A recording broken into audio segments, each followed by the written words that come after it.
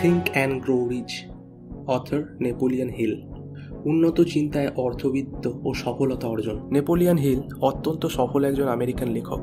তার জন্ম দক্ষিণ পশ্চিম ভার্জিনিয়ার পাউন্ডে একটি অতি দরিদ্র পরিবারে। শৈশবেই তিনি তার মাকে হারান।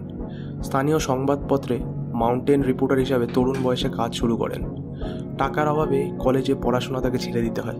নেপোলিয়ন হিলের জীবনের টার্নিং পয়েন্ট ছিল 1908 সাল। ওই বছর তিনি বিখ্যাত এবং সফল মানুষদের সাক্ষাৎকার নিতে শুরু করেন। তিনি শিল্পপতি অ্যান্ড্রু কার্নেগির সাক্ষাৎকার নিয়েছিলেন। ওই সময় কার্নেগি ছিলেন বিশ্বের অন্যতম প্রভাবশালী মানুষ। হিল আবিষ্কার করেন কার্নেগি সাফল্যের প্রতিক্রিয়ার ফর্মুলাটি খুবই সহজ সরল এবং এটি যে কেউ বুঝতে পারবে ও অর্জন করতে পারবে। হিলের সঙ্গে কথা বলে খুশি হয়ে কার্নেগি তাকে জিজ্ঞেস করেছিলেন, হিল 500 সফল নারী পুরুষদের সাক্ষাৎকার নিয়ে, যাদের মধ্যে অনেকেই কোটিপতি, তাদের সাফল্যের রহস্য জেনে তা প্রকাশ করতে পারবেন কিনা। গবেষণার অংশ হিসাবে হিল এই সময় বহু বিখ্যাত মানুষের সাক্ষাৎকার গ্রহণ করেন, যাদের মধ্যে ছিলেন Thomas Alva Edison, Alexander Graham Bell, George Eastman, Henry Ford, Elmer Gates, John D Rockefeller senior, Charles M Schwab, F W. Woolworth, William Wrigley junior, John Wanamaker, William Jennings Bryan, Theodore Roosevelt, William H Taft, Jennings Randolph প্রমুখ। কার্নেগির ইন্ট্রোডাকশনে হিলের বিশ্লেষণাত্মক এই লেখাগুলি 1928 সালে multi volume study course the law of সাকসেসে প্রকাশিত হয়। হিল পরবর্তীতে তার সবথেকে বিখ্যাত গ্রন্থ থিঙ্ক অ্যান্ড গ্রো রিচ বের করেন, যা সর্বকালের সেরা বেস্টসেলারের অন্যতম বলে বিবেচিত। হিলের এই কাজে ব্যক্তিগত বিশ্বাসের শক্তির জায়গাটি এবং এগুলো ব্যক্তিগত সাফল্যে কী ভূমিকা রাখছে তা বিশ্লেষণ করা হয়েছে। তিনি 1931 থেকে 1936 পর্যন্ত প্রেসিডেন্ট ফ্রাঙ্কলিন ডি রুজভেল্টের উপদেষ্টা ছিলেন। বর্তমানে সাফল্যের দর্শনের শিক্ষকেরা এখনও হিলের শেখানো গবেষণামূলক ফর্মুলাগুলো তাদের ছাত্রদের ব্যক্তি উন্নয়নের জন্য ব্যবহার করে থাকেন। নেপোলিয়ন হিল 87 বছর বয়সে দক্ষিণ ক্যারোলাইন শহরে you can work your own miracles বইয়ের কাজ করার সময় মৃত্যুবরণ করে। বইটি 1971 সালে তার মৃত্যুর পর প্রকাশিত হয়। সর্বকালের সেরা বেস্টসেলার, উন্নত চিন্তাধারায় অর্থবিত্ত ও সফলতা অর্জন, think and grow rich, Napoleon Hill. লেখকের ভূমিকা। এই বইয়ের প্রতিটি অধ্যায়ে টাকা তৈরির যে গোপন কথা বলা হয়েছে তা 5 শতাধিকেরও বেশি মানুষকে ধনবান করেছে। এই সিক্রেটটি আমার মনোযোগ কাড়ে অ্যান্ড্রু কার্নেগির দ্বারা। সিকি শতাব্দীর আগে প্রিয়দর্শন বুড়ো স্কটম্যানটি আমার মস্তিষ্কে অজান্তেই প্রবেশ করে যান। তখন আমি বালক মাত্র। তিনি তখন তার চেয়ারে বসেছিলেন, ঝিকমিক করছিল তার চোখ, আমাকে সতর্কভাবে লক্ষ্য করছিল। তিনি দেখছিলেন যে তিনি আমাকে যা বলেছেন তার গুরুত্ব বুঝবার জন্য যথেষ্ট মগজ আমার রয়েছে কিনা। তিনি যখন দেখলেন আমি তার আইডিয়াটি ধারণ করতে পেরেছি, জানতে চাইলেন 20 বছর কিংবা তার চেয়েও বেশি সময় ধরে আমি নিজেকে প্রস্তুত করতে পারবো কিনা সেই জগৎ এবং সেই বাগ্মী পুরুষদের মাঝে প্রবেশ করার জন্য, যারা কোনো রকম সিক্রেট ছাড়াই ব্যর্থতার মধ্য দিয়ে চালিত করেছেন জীবন। আমি বললাম আমি পারবো, এবং মিস্টার কার্নেগির সহায়তায় আমি আমার প্রতিশ্রুতি রক্ষা করেছিলাম।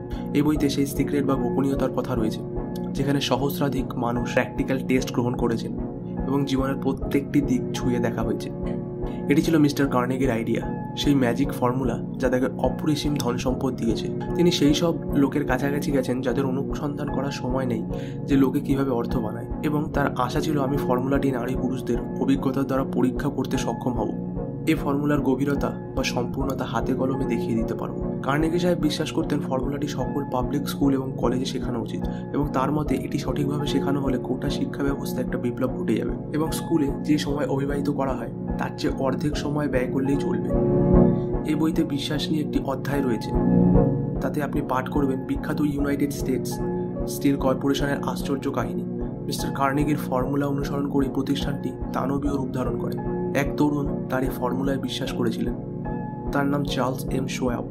কার্নেগির ফর্মুলা অনুসরণ করে তিনি বিশাল ধন সম্পদের মালিক হন এবং তার সম্পত্তির মূল্য $600 মিলিয়ন। 20 বছরের প্র্যাকটিক্যাল টেস্টিংয়ের আগেই সিক্রেটটি তুলে দেওয়া হয় সহস্রাধিক নারী পুরুষের হাতে, যারা এটি ব্যবহার করে ব্যক্তিগতভাবে লাভবান হয়েছে। কেউ টাকা পয়সাও কামিয়েছে, আবার অনেকে এটি ব্যবহারের মাধ্যমে সংসারে ফিরিয়ে এনেছে শান্তি। এক পাদ্রী সিক্রেটটি এতটাই সফলভাবে ব্যবহার করেন যে তার বাৎসরিক আয় হতো $75 লক্ষ। সিনসিনাটির এক দর্জি প্রায় দেউলিয়া হয়ে যাচ্ছিল ব্যবসায়। সে ফর্মুলাটি পরীক্ষা করে, তার ব্যবসা আবার প্রাণ ফিরে পায় এবং এর মালিকেরা প্রচুর অর্থ উপার্জন করে। মিস্টার ন্যাশ মারা গেছে, কিন্তু এখনও তার ব্যবসা দিব্যি চলছে। এক্সপেরিমেন্টটি এতটাই চমৎকার ছিল যে খবরের কাগজ এবং পত্রিকাগুলো $1 মিলিয়ন পাবলিসিটি করেছিল। আমি সিক্রেটটি জেনিংস ব্যালডফকে বলেছিলাম সে কলেজ থেকে গ্র্যাজুয়েশন শেষ করবার পরপর সে ফর্মুলাটি এতটাই সফলভাবে ব্যবহার করে যে বর্তমান তৃতীয়বারের মতো কংগ্রেসের সদস্য হিসাবে নির্বাচিত হয়েছে এবং হোয়াইট হাউসে যাওয়ার একটি চমৎকার সুযোগ হয়েছে তার। লা সাল্লে এক্সটেনশন ইউনিভার্সিটিতে অ্যাডভার্টাইজিং ম্যানেজার হিসাবে কাজ করার সময় আমি ইউনিভার্সিটির প্রেসিডেন্ট জে.জি. চ্যাপলিনের সঙ্গে দেখা করি। ওই সময় বিশ্ববিদ্যালয়টি তেমন নাম করা ছিল না, তবে তিনি ওই ফর্মুলাটি ব্যবহার করার পর লা সাল্লে হয়ে এটা দেশের অন্যতম সেরা বিশ্ববিদ্যালয়।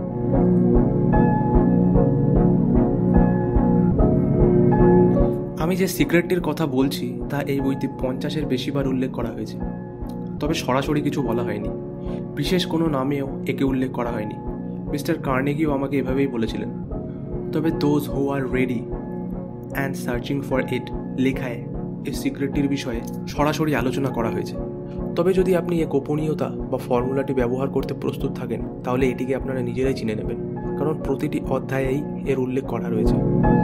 আমি নিজেই বলে দিতে পারতাম, তাহলে এটি আপনাকে আবিষ্কারের আনন্দ থেকে বঞ্চিত করত। আমি যখন বইটি লিখেছিলাম আমার নিজের ছেলে তখন সে কলেজের প্রথম বর্ষ শেষ করেছে। একদিন পাণ্ডুলিপির দ্বিতীয় অধ্যায়টি তুলে নিয়ে পড়ে এবং নিজেই সিক্রেটটি আবিষ্কার করে ফেলেছে। সে তথ্যটি এত চমৎকারভাবে কাজে লাগায় যে খুব ভালো বেতনের একটি চাকরি পেয়ে যায়। ওর গল্প দ্বিতীয় অধ্যায়ের সংক্ষেপে বলা হয়েছে। আপনি যখন বই পড়বেন তখন হয়তো এটিকে পাত্তা নাও দিতে পারেন, কারণ বইটির শুরুতে প্রচুর প্রতিশ্রুতির কথা বলা হয়েছে। তবে আপনি যদি হতাশ হন, জীবনের প্রতি পদক্ষেপে কাঠিন্যের মুখোমুখি হয়ে থাকেন, চেষ্টা করেও ব্যর্থ হয়েছেন, অসুস্থতা আপনাকে গ্রাস করেছে, সেক্ষেত্রে আমার ছেলে যে ফর্মুলার কথা বলেছে তা কাজে লাগিয়ে হতাশার মরুতে আশার মরুদ্যান দেখতে পারেন। আপনি আসলে যার অনুসন্ধান করছেন। এই সিক্রেটটি প্রেসিডেন্ট উইড্রো উইলসন দ্বিতীয় বিশ্বযুদ্ধের সময় ব্যবহার করেছিলেন। যারা যুদ্ধ করেছিল সেই প্রতিটি সৈনিককে এই সিক্রেটের কথা বলা হয় তাদের ট্রেনিংয়ের সময়। প্রেসিডেন্ট উইলসন আমাকে বলেছেন যুদ্ধের জন্য ফান্ড তুলতে এই সিক্রেটটি একটি শক্তিশালী ফ্যাক্টর হিসাবে কাজ করেছিল। 20 বছর আগে শ্রদ্ধেয় ম্যানুয়েল এল বুয়েয়ন, তৎকালীন ফিলিপিন্স দ্বীপপুঞ্জের রেসিডেন্ট কমিশনার, এই সিক্রেটটি ব্যবহার করে তার লোকেদের জন্য স্বাধীনতা এনে দেন। তিনি ফিলিপিনকে স্বাধীন করেন এবং মুক্ত রাষ্ট্রটির প্রথম প্রেসিডেন্ট পদ অলঙ্কৃত করেন। এই সিক্রেটটির একটি মজার বিষয় হলো যারা একবার এটি জেনে গিয়ে ব্যবহার করেছেন এবং বারংবার সফল হয়েছেন তারা আর কোনোদিন ব্যর্থ হতে চাননি। আমার কথা বিশেষ না হলে যারা এটি ব্যবহার করেছেন তাদের নামগুলো একবার চোখ বুলালেই আর অবিশ্বাস থাকবে না। যে সিক্রেটটির কথা আমি বলছি তার টাকা দিয়ে কেনা যায় না, এ অমূল্য। তবে যারা এর খোঁজ করবেন না তারা এটির সন্ধানও পাবেন না। এর সঙ্গে শিক্ষার কিন্তু তেমন কোনো সম্পর্ক নেই। আমার জন্মের বহু আগে টমাস আলভা এডিসন এই সিক্রেটটি পেয়ে যান এবং এটি বুদ্ধিদীপ্ত উপায়ে ব্যবহার করে হয়ে ওঠেন বিশ্বের অন্যতম শ্রেষ্ঠ বিজ্ঞানী। যদিও তিনি মাত্র 3 মাস স্কুলে পড়াশোনা করেছিলেন। এই সিক্রেটটি জেনে যান মিস্টার এডিসনের একজন বিজনেস সহযোগী। তিনি বছরে মাত্র $11,000 আয় করতেন, কিন্তু সিক্রেটটি জানার পর তিনি বিপুল বৈদ্য বৈভবের অধিকারী হন এবং তরুণ অবস্থাতেই ব্যবসা থেকে অবসর নেন। এর গল্প প্রথম অধ্যায়ে আপনারা পাবেন। তখন বুঝতে পারবেন ধনী হওয়া আপনার নাগালের বাইরে নয়। আপনি যা হতে চান এখনও তা হতে পারবেন। পাবেন অর্থ, খ্যাতি, স্বীকৃতি এবং সুখ। আমি এসব কথা জানলাম কি করে? এ বই পড়া শেষ করার আগেই আপনি জবাব পেয়ে যাবেন। জবাবটি আপনি প্রথম অধ্যায়ে পেতে পারেন, আবার শেষের অধ্যায়েও এর উত্তর থাকতে পারে। আমি যখন 20 বছরে অনুসন্ধান চালাচ্ছিলাম, যে কাজ নিয়েছিলাম মিস্টার কার্নেগির অনুরোধে, আমি তখন শতাধিক সুপরিচিত মানুষকে বিশ্লেষণ করি, যাদের বেশিরভাগই স্বীকার করেছিলেন তারা কার্নেগির সিক্রেট অবলম্বন করেই বিপুল ধন সম্পদের মালিক হয়েছে। এদের মধ্যে রয়েছে Henry Ford, John Wanamaker, George S Parker, Henry L Doherty, George Eastman, George W Davis, Wilbur Wright, doctor Starr জার্নার্ড, Charles S Schwab, doctor Frank Gunsaulus, King Gillette, বিচারপতি Daniel T Wright, Thomas Alva Edison, F W Woolworth, Edward A Filene, Arthur Brisbane, W M Howard Taft, Edward W Bok, Albert H Gary, Frank A Munsey, Alexander Graham Bell, Arthur Nash এবং আরও অনেকে। যে শতাধিক বিখ্যাত American রয়েছে যারা Carnegie secret ব্যবহার করে সফল হয়েছে, তাদের একটি ভগ্নাংশ মাত্র এখানে উল্লেখ করা হলো। আমি এমন কোনো লোকের কথা শুনিনি যারা সিক্রেটটি ব্যবহার করেও সাফল্য অর্জন করেনি। বইটি পড়ার সময় স্মরণে রাখবেন এখানে শুধু ফ্যাক্টস দেওয়া হয়েছে, এটি কোনো ফিকশন নয়। আর প্রথম অধ্যায় শুরু করার আগে ছোট একটি পরামর্শ দিই যা কার্নেগি সিক্রেটকে চেনার জন্য ক্লু হিসাবে কাজ করতে পারে। আর তা হলো যারা জীবনের অনেক কিছু অর্জন করে ধনী হয়েছেন তারা কিন্তু সকলেই একটি আইডিয়া দিয়েই শুরু করেছিলেন। আপনারা যদি সিক্রেটটি জানার জন্য প্রস্তুত থাকেন, যদিও আমার ধারণা এর অর্ধেক আপনারা ইতিমধ্যে বুঝে গেছেন, আর বাকি অর্ধেক আপনারা বুঝতে বা চিনতে পারবেন যে মুহূর্তে এটি আপনাদের মন বা মস্তিষ্কে পৌঁছাবে, ঠিক সেই মুহূর্তেই। অধ্যায় 1, চিন্তার শক্তি। 30 বছর আগে এডুইন সি বার্নেস আবিষ্কার করেন মানুষ যে সত্যি ভাবে এবং সমৃদ্ধি লাভ করে কথাটি কতটা সত্যি।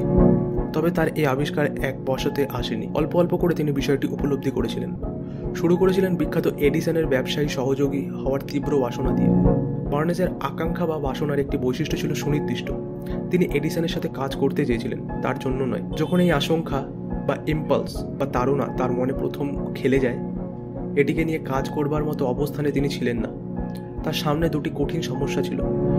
প্রথমত, মিস্টার এডিসনের সঙ্গে তার কোনো জানাশোনা ছিল না। দ্বিতীয়ত, নিউ জার্সির অরেঞ্জে যাওয়ার জন্য ট্রেন ভাড়া তার কাছে ছিল না। এসব সমস্যা এরকম বাসনা চরিতার্থ করার ক্ষেত্রে বেশিরভাগ মানুষকেই নিরুৎসাহিত করে তোলে। কিন্তু বার্নেস ছিলেন ভিন্ন ধাতুতে গড়া। বার্নেসের বাসনা কোনো সাধারণ কিছু ছিল না।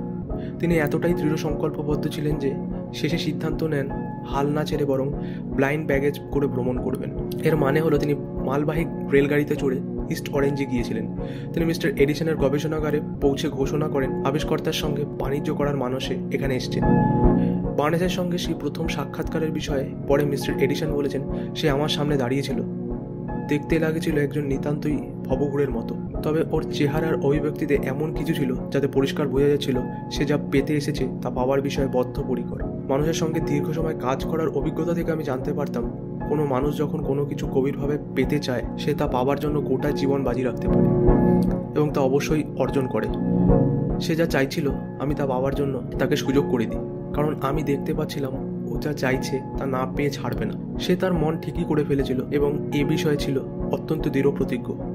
পরবর্তী ঘটনা প্রবাহ এটাই প্রমাণ করে যে আমি ওকে চিনতে ভুল করিনি। প্রথম সাক্ষাৎকারেই কিন্তু এডিসনের সঙ্গে পার্টনারশিপটি পেয়ে যাননি বার্নেস, তবে এডিসনের অফিসে কাজ করার সুযোগ লাভ করেন তিনি। যদিও বেতন ছিল অতি স্বল্প, কিন্তু এটা তাকে সুযোগ দেয় নিজের ওপর পণ্যদ্রব্য তার পার্টনারকে প্রদর্শিত করার। কয়েক মাস চলে যায়। দৃশ্যত বার্নেস তখন তার প্রত্যাশিত লক্ষ্যের ধারে কাছেও পৌঁছাতে পারেনি, যেটির জন্য তিনি নিজের মনকে প্রস্তুত করেছিলেন সুনির্দিষ্ট প্রধান লক্ষ্য হিসাবে। মনোবিজ্ঞানীরা যথার্থই বলেছেন, যখন কেউ কোনো কিছুর জন্য প্রকৃত অর্থে প্রস্তুত হয় এটি তখন একটি আকার লাভ করে। বার্নেস প্রস্তুত ছিলেন এডিসনের সঙ্গে বাণিজ্য করার জন্য। তাছাড়া তিনি ততদিন পর্যন্ত প্রস্তুত থাকার জন্য দৃঢ় সংকল্প ছিলেন যতদিন না তিনি যা খুঁজছেন তা পেয়ে যান। তিনি নিজেকে একথা বলেননি যে এসব করে লাভ কি, আমি বরং একজন সেলসম্যানের চাকরি খুঁজি। তিনি বরং নিজেকে বলেছিলেন, আমি এখানে এসেছি এডিসনের সঙ্গে কাজ করার জন্য। এতে যদি আমার সারা জীবনও চলে যায় তাও সই। সুযোগটি যখন এলো ভিন্ন রূপে তার আগমন ঘটল। তবে এরকমটি আশা করেছিলেন বার্নেস। সুযোগ অনেক সময় চুপি চুপি খিড়কির দুয়ার থেকে আসে। অনেকেই সেটি বুঝতে পারেন না বলে সুযোগ নাগালে পেয়েও হারিয়ে যায়। মিস্টার এডিসন তখন নতুন একটি যন্ত্র আবিষ্কার করছেন। তখন তার নাম ছিল এডিসন ডিকটেটিং মেশিন। এখন সকলে এটিকে চেনে এডিফোন হিসাবে। তার সেলসম্যানরা যন্ত্রটির বিষয়ে খুব একটা উৎসাহ বোধ করেনি। তাদের ধারণা ছিল এটা খুব একটা বিক্রি হবে না, আর বার্নেস এই সুযোগটিকে কাজে লাগান। অদ্ভুত দর্শনীয় যন্ত্রটির বিষয়ে শুধু বার্নেস এবং তার আবিষ্কর্তা ছাড়া অন্য কারোর কাছে আগ্রহ ছিল না। বার্নেস জানতেন তিনি এডিসন ডিকটেটিং মেশিন বিক্রি করতে পারবেন। তিনি এডিসনকে তা বলেনও এবং বিক্রির সুযোগও পেয়ে যান। তিনি মেশিনটি বিক্রি করেন। সত্যি বলতে কি, বিক্রিতে এতটাই সাফল্যের পরিচয় দেন তিনি যে এডিসন তাকে এটি সারা দেশে পরিবেশনা এবং বাজারজাত করার দায়িত্ব দেন। বার্নেস মেশিনটি বিক্রি শুরু করেন একটি স্লোগান দিয়ে, আর তা হলো made by Edison and install by Barnes. দুজনের এই ব্যবসায়িক মৈত্রী চলেছে 30 বছরেরও বেশি সময় ধরে। এই ব্যবসা বার্নেসকে শুধু ধনীই করেনি, তিনি আরও ব্যাপক অর্থে আরেকটি বিষয় প্রমাণ করেন যে কেউ দৃঢ় প্রতিজ্ঞ থাকলেই ভাবতে পারে এবং সমৃদ্ধশালী হতে পারে। বার্নেস ব্যবসা করে $2 বা $3 মিলিয়ন বা তারও বেশি হয়তো পেয়েছেন, তবে তিনি এর ফলে অনেক বড় একটি অ্যাসেট অর্জন করেন। তার কাছে এই অর্থমূল্য কিছুই নয়। তিনি স্পর্শের অগম্য চিন্তার তাড়নাকে অর্জন করেন। তার সুনির্দিষ্ট জ্ঞানই তাকে এটি অর্জনে সহায়তা করেছিল। বার্নেস আক্ষরিক অর্থেই নিজেকে বিখ্যাত এডিসনের সঙ্গে পার্টনারশিপ ব্যবসা করার কথা ভেবেছিলেন। নিজেকে তিনি একটি সম্পদ ভাবেন। শুরুতে তার কাছে কিছুই ছিল না, শুধু এই সামর্থ্যটি ছাড়া। তিনি যা চান তা জানতেন এবং যে আকাঙ্ক্ষাটি তার মধ্যে ছিল তা বাস্তবায়ন না হওয়া পর্যন্ত লেগে থাকার মতো সংকল্প তার ভিতরে ছিল। ব্যবসা শুরু করার টাকা ছিল না তার, শিক্ষা দীক্ষারও তেমন বালাই ছিল না, কোনো রকম প্রভাব প্রতিপত্তি ছিল না। তবে তার ভেতরে ছিল ইনিশিয়েটিভ বা উদ্যম, বিশ্বাস এবং জিতবার ইচ্ছা। এই অকল্পনীয় শক্তিগুলোকে সঙ্গী করেই তিনি বিশ্বের সেরা বিজ্ঞানীর 1 নম্বর লোককে নিজের পরিণত করতে সমর্থ হন। এবার অন্য একটি লোকের দিকে আমরা তাকাবো, যার কাছে ধনী হওয়ার প্রচুর সুযোগ সত্ত্বেও সে তা হারায়।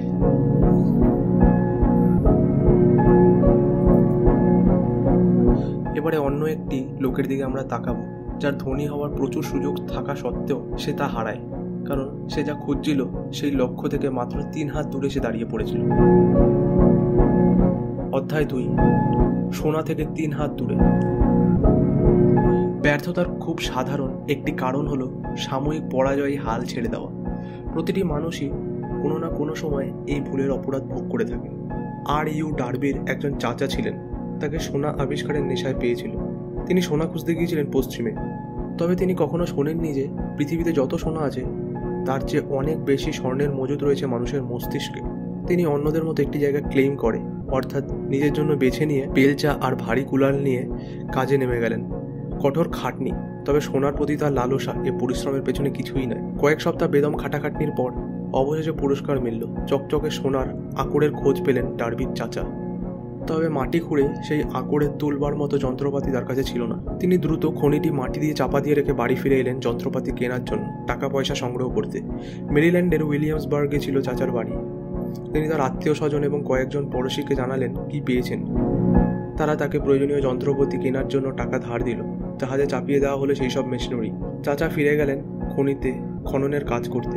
প্রথম গাড়ি আকরিক তুলে তা জাহাজে করে পাঠিয়ে দেওয়া হলো গলিয়ে ফেলার জন্য। গলানো আকরিক থেকে যে পরিমাণ সোনা পাওয়া গেল তাতে বোঝা গেল তারা কলোরাডোর অন্যতম সমৃদ্ধ স্বর্ণখনির মালিক বনে গেছে। আর কয়েক গাড়ি আকরিক তুলে বিক্রি করতে পারলেই ধার দেনা সব শোধ হয়ে যাবে। এরপর শুধু লাভ আর লাভ। কিন্তু চাচা আর ডার্বির আশায় ঘুরে বালি। তারা আর সোনার খনির ধাতু শিরাই খুঁজে পেল না। সির্ফ উধাও হয়ে গেছে যেন। তারা ইন্দ্রধনুর শেষ প্রান্তে চলে এসেছিলেন, কিন্তু এসে দেখেন প্রান্তে আর কিছুই নেই, সব ফক্কা। তারা ড্রিল মেশিন দিয়ে মাটি খুঁড়েই চললেন, প্রাণপর চেষ্টা করলেন গোল্ড ভেইন বা স্বর্ণ ধাতুর শিরা খুঁজে বার করতে, কিন্তু তাদের পুরো প্রচেষ্টাই ব্যর্থ হলো। অবশেষে তারা হাল ছেড়ে দেওয়ার সিদ্ধান্ত নিলেন। তারা যন্ত্রপাতিগুলোকে এক ভাঙাড়ি বা পুরনো লোহা লক্করের ব্যবসায়ীর কাছে সন্ধ্যায় বিক্রি করে দিয়ে ট্রেনে চড়ে বাড়ি ফিরে এলেন। যারা পুরনো লোহা লক্কর কেনা বেচার ব্যবসা করে তারা সাধারণত ভূতা টাইপের মানুষ হয়, তবে এই লোকটি তেমন ছিল না। সে এক মাইনিং ইঞ্জিনিয়ারকে ডেকে ছোটোখাটো একটি বিশ্লেষণ করালো। ইঞ্জিনিয়ার তাকে বলল প্রজেক্ট ফেল করার কারণ এর মালিকরা ফল্ট লাইন সম্পর্কে কিছুই জানতো না। সে পরীক্ষা নিরীক্ষা করে দেখিয়ে দিল ডার্বিরা যেখানে খোঁড়াখুড়ি বন্ধ করে দিয়েছিল তার ঠিক 3 হাত দূরেই রয়েছে সেই প্রত্যাশিত ভেইন বা ধাতু শিরা। ভাঙাড়ির দোকানের ওই লোকটি একটি খনিতে পাওয়া আকরিকের সোনা বিক্রি করে কোটিপতি বনে যায়, কারণ সে হাল ছেড়ে দেওয়ার আগে বিশেষজ্ঞের পরামর্শ নেয়। যন্ত্রপাতি কেনার বেশিরভাগ টাকাই জোগাড় করেছিল আর.ইউ. ডার্বি। তখন তিনি তরুণ মাত্র। আত্মীয় স্বজন এবং পাড়াপড়শিরা তাকে বিশ্বাস করতেন বলেই টাকা দিয়েছিলেন। তিনি প্রতিটি পাই পয়সা পরিশোধ করেন। বহু পরে মিস্টার ডার্বি আবিষ্কার করেন আকাঙ্ক্ষাকেও স্বর্ণে রূপান্তর করা যায়। এটি তিনি বুঝতে পারেন লাইফ ইন্স্যুরেন্স বিক্রির ব্যবসায় আসার পর। তার মনে ছিল সোনা থেকে 3 হাত দূরে থেমে যাওয়ার কারণে বিপুল সম্পদ হাতছাড়া হয়ে গিয়েছিল। তাই ডার্বি নিজের অভিজ্ঞতার উপর ভরসা রেখে নিজেকে বলতেন, আমি সোনার কাছ থেকে 3 হাত দূরে থেমে গিয়েছিলাম, তবে লোককে ইন্স্যুরেন্স কিনতে বলার পর তারা যখন না বলে তবু আমি থেমে থাকবো না। 50 জনেরও কম মানুষের একটি দল নিয়ে ডার্বি 1 বছরে $10 লাখ বেশি লাইফ ইন্স্যুরেন্স পলিসি বিক্রি করেছেন। যে কোনো মানুষের জীবনে সাফল্য আসার আগে তাকে নিশ্চিন্তভাবেই সাময়িক কিছু পরাজয় মেনে নিতে হয় এবং কিছু ব্যর্থতাও। যদি পরাজয় একজন মানুষকে ছাপিয়ে যায় তাহলে সে খুব সহজে যে কাজটি করে তা হলো ওই কাজটি ছেড়ে দেয়। দেখা যায় বেশিরভাগ মানুষই এমনটা করে থাকেন। এই বইয়ের লেখককে 500রও বেশি অত্যন্ত সফল ব্যক্তি বলেছেন তাদের সাফল্য এসেছে ব্যর্থতার পরেই। তারা প্রথম পর্যায়ে পরাজিত হয়েছিলেন, কিন্তু হাল ছেড়ে দেননি বলে দ্বিতীয় পর্যায়ে সাফল্যের মুখ দেখেছেন। এখানে মিস্টার ডার্বির কিশোর বয়সের একটি গল্প বলি। তার এক চাচার পুরনো একটি ময়দার কল ছিল, ওখানে গম ভাঙানো হতো আর তাকে এ কাজে সাহায্য করতেন ডার্বি। একদিন বিকেলে চাচা ভাতিজা মিলে কাজ করছেন, এমন সময় কারখানার দরজা খুলে গেল। ভেতরে ঢুকলো একটি নেগ্রো ছোট্ট মেয়ে। সে চাচার ভাড়াটে, কোনো এক চাষির কন্যা। চাচার একটি বড় খামার আছে, সেখানে অনেক কৃষকও পেটে ভাতে থাকে। চাচা মেয়েটির দিকে মুখ তুলে চাইলেন, কর্কশ গলায় জানতে চাইলেন কি চাই। ভীরু গলায় মেয়েটি জবাব দিল, মা 50 সেন্টের জন্য পাঠিয়েছে, এখন টাকা পয়সা দিতে পারবো না। ঘাউ করে উঠলেন চাচা। যা ভাগ। জি স্যার, বলল মেয়েটি। তবে নড়বার লক্ষণ দেখা গেল না তার মধ্যে। চাচা আবার নিজের কাজে এমন ব্যস্ত হয়ে পড়লেন মেয়েটির কথাই মনে রইল না তার। তবে বেশ খানিকক্ষণ কাজ করার পর আবার মুখ তুলে চাইলেন, দেখে মেয়েটি তখনও যায়নি, গ্যাট হয়ে বসে আছে দরজার ধারে। হুঙ্কার দিলেন, চাচা তোকে বললাম না বাড়ি যেতে, এক্ষুনি যা, নইলে কিন্তু মার খাবি। ছোট্ট মেয়েটি বলল, ঠিক আছে, কিন্তু এক চুলও নড়ল না। চাচা 1 বস্তা শস্য ফেলতে যাচ্ছিলেন কলের মুখে। মেঝে থেকে একটা কাঠের টুকরো তুলে নিয়ে রাগে গনগন চেহারা এগিয়ে এলেন মেয়েটির দিকে। নিঃশ্বাস বন্ধ করে রইলেন ডার্বি। তিনি নিশ্চিন্ত চাচা মেয়েটাকে পিটিয়ে মেরেই ফেলবেন। ওই সময় শ্বেতাঙ্গ প্রভুরা তাদের কৃষ্ণাঙ্গ কৃতদাসের গায়ে যখন তখন হাত তুলতেন। আর ডার্বির এই চাচাটি ছিলেন খুবই বদমেজাজি। আর কৃষ্ণাঙ্গরা যে তাদের শ্বেতাঙ্গ প্রভুদের মুখে মুখে তর্ক করবে সেটা কল্পনায় করাই যেত না। চাচা যখন দোরগোড়ায় পৌঁছেছেন, নিগ্রো মেয়েটি এক কদম সামনে এগিয়ে এলো। চাচার চোখে চোখ রেখে চিৎকার দিল, আমার মায়ের ওই 50 সেন্ট লাগবেই। দাঁড়িয়ে পড়লেন চাচা, ওর দিকে তাকিয়ে থাকলেন এক মুহূর্ত, তারপর লাঠিটা ফেলে দিলেন। পকেটে হাত ঢুকিয়ে $8 বের করে মেয়েটির দিকে দিলেন। মেয়েটি টাকাটি নিয়ে পিছিয়ে গেল দরজার দিকে। তবে এক মুহূর্তের জন্য চাচার ওপর থেকে চোখ সরালো না। মেয়েটি চলে যাওয়ার পর চাচা একটি বাক্সের ওপর বসে জানালার দিক থেকে আকাশের দিকে চেয়ে রইলেন অনেকক্ষণ। তিনি বিস্ময় নিয়ে মেয়েটির সাহসের কথা ভাবছিলেন। মেয়েটি যেন একটি চাবুক দিয়ে কষিয়ে গেছেন তাকে। মিস্টার ডার্বিও কিছু ভাবছিলেন। জীবনে এই প্রথম তিনি দেখেছেন কোনো কৃষ্ণাঙ্গ শিশু তার শ্বেতাঙ্গ প্রভুর মুখে মুখে তর্ক করল। কীভাবে সে কাজটা করতে পারল? ডার্বির চাচার হম্বিতম্বি তর্জন গর্জন গেল কোথায়? তিনি যে একেবারে ভেড়া হয়ে গেলেন। বাচ্চাটির মধ্যে এত শক্তি কি করে এলো যে তার প্রভুর ওপর সেই ক্ষমতার প্রয়োগ করলো? এরকম অসংখ্য প্রশ্ন ভিড় করে এলো ডার্বির মনে। তবে সেসব প্রশ্নের জবাব সেদিন মেলেনি, পেয়েছিল অনেক বছর পর। আমি সেই পুরনো মরাইদার কলে গিয়েছিলাম। মিস্টার ডার্বি আমাকে তার কিশোর বয়সের গল্পটি পুনরাবৃত্তি করে বলেছিলেন, আপনি এ থেকে কি পেলেন? ওই পুচকে মেয়েটা কি এমন অদ্ভুত ক্ষমতার ব্যবহার করেছিল যা আমার চাচাকে একদম চুপ করিয়ে দিয়েছিল? তার এ প্রশ্নের জবাব এ বইতে মিলবে। জবাবটি পূর্ণাঙ্গভাবেই দেওয়া আছে। বিস্তারিত ব্যাখ্যা করার কারণে সকলেই এটি বুঝতে পারবেন এবং সেই মেয়েটির মতো একই শক্তি প্রয়োগ করতে সক্ষম হবেন। আপনার মনকে সতর্ক রাখুন, তাহলে দেখতে পাবেন কোনো অদ্ভুত শক্তি ওই শিশুটিকে রক্ষা করার জন্য এগিয়ে এসেছিল। এ শক্তির রোশনাই আপনি আগামী অধ্যায়ে এক ঝলক দেখতে পাবেন। এই বইয়ের কোথাও আপনি একটি আইডিয়া খুঁজে পাবেন যা আপনার রিসেপটিভ পাওয়ার বা উপলব্ধি করার ক্ষমতাকে দ্রুততর করে তুলবে এবং আপনার নিজের উপকারের জন্য এটি নিজের মতো করে ব্যবহার করবেন। মনে রাখবেন, এ এক অদম্য ক্ষমতা। এই ক্ষমতা সচেতনতা আপনার মধ্যে বইয়ের প্রথম অধ্যায় পাঠ করার মধ্যেই চলে আসতে পারে, অথবা পরবর্তী অধ্যায়গুলোতেও পেতে পারেন। এমনকি এটি একটি সিম্বল আইডিয়া হিসাবেও আপনার চোখে ধরা পড়তে পারে, অথবা ভাসতে পারে কোনো পরিষ্কার রূপ কিংবা উদ্দেশ্যের আকারে। মিস্টার ডার্বি আমাকে বলেছিলেন তার সাফল্যের পেছনে নিগ্রো মেয়েটির সেদিনকার ঘটনাটি যথেষ্টভাবেই প্রভাব রেখেছে। তিনি বলেন, যতবারই আমি কোনো ইন্স্যুরেন্স পলিসি বিক্রিতে বাধার সম্মুখীন হয়েছি, মনে হয়েছে এটি ক্লায়েন্টের কাছে বিক্রি করতে পারবো না, ততবারই সেই ময়দার কলের মেয়েটি ছবি আমার চোখের সামনে ভেসে উঠেছে। দেখেছি তাকে আত্মরক্ষার্থে রোষ কষায়িত দৃষ্টিতে তাকিয়ে থাক। তখন আমি নিজেকে বলেছি, এই সেলটা আমাকে করতেই হবে। এবং যতগুলো ভালো সেল আমার হয়েছে তার প্রায় সবই ঘটেছে লোকে আমাকে না বলার পর। তিনি স্মরণ করেন সোনা থেকে 3 হাত দূরে থেমে যাওয়ার ভুলের কথাও। তবে তিনি বলেন, এই অভিজ্ঞতা একদিক থেকে আমার জন্য ছিল শাপে বর। এটি আমাকে কাজে লেগে থাকতে শিখিয়েছে এবং সে কাজটি যতই কঠিন হোক না কেন হাল ছাড়তে মানা করেছে। এবং সাফল্য পাওয়ার জন্য এই শিক্ষাটি আমার জন্য বড়ই প্রয়োজনীয় ছিল। আপনি যখন ভাববেন এবং সমৃদ্ধ হতে শুরু করবেন, লক্ষ্য করবেন সমৃদ্ধশালীরা তাদের কাজ শুরু করেন মনের একটি বিশেষ অবস্থা নিয়ে। তাদের উদ্দেশ্য থাকে সুনির্দিষ্ট। আমি 25 বছর গবেষণায় ব্যয় করেছি, 25,000-এরও বেশি লোকের বিশ্লেষণ করেছি এবং আমিও জানতে চেয়েছি ধনবানরা কীভাবে স্থির একটি মনের অধিকারী হয়ে ওঠেন। 1929 সালে আমেরিকায় ব্যবসা বাণিজ্যের মন্দা শুরু হয়। দীর্ঘ একটা সময় ধরে অর্থনীতি মুখ থুবড়ে পড়েছিল। প্রেসিডেন্ট রুজভেল্ট ক্ষমতায় আসার পর দেশের অর্থনৈতিক অবস্থার উন্নতি হতে শুরু করে। মহামন্দা প্রায় মিলিয়ে যায়। যেমন একজন ইলেকট্রিশিয়ান থিয়েটারের এমনভাবে আলোর ব্যবস্থা করে দেন যাতে আপনি বুঝে উঠবার আগেই দেখতে পান অন্ধকার কেটে চারিদিক ভরে গেছে আলোয় এবং আধারে থাকার ভয়টা মানুষের মন থেকে দূর হয়ে যায়। খুব সূক্ষ্মভাবে লক্ষ্য করলে এই দর্শনের বৈশিষ্ট্যগুলি আপনিও আয়ত্ত করতে পারবেন। আপনার আর্থিক অবস্থার উন্নতি ঘটবে এবং আপনি যাতেই হাত ছোঁয়াবেন সোনা হয়ে যাবে। অসম্ভব মনে হচ্ছে কথাটি?